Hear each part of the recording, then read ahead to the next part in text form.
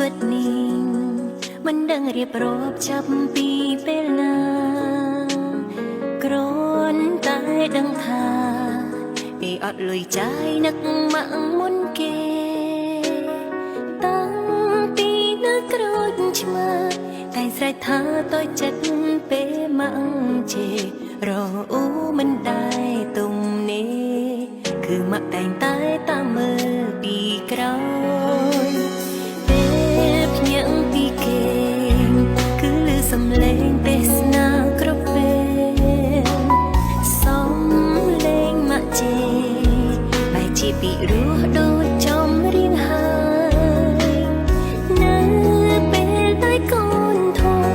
កុំនឹកនេះមិនដូចនៅក្មេងទៀតឡើយហើយផលកូនបានយល់ហើយមកធ្វើគ្រប់យ៉ាងគឺមកចង់ឲ្យកូនល្អ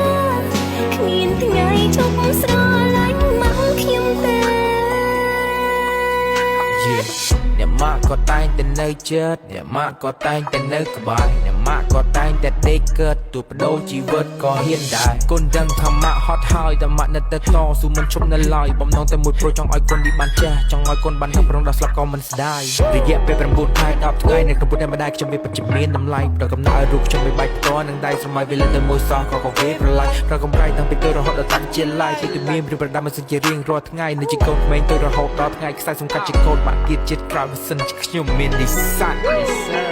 I love you mom លោកនេះខ្ញុំស្រឡាញ់ម៉ាក់របស់ខ្ញុំជាងគេ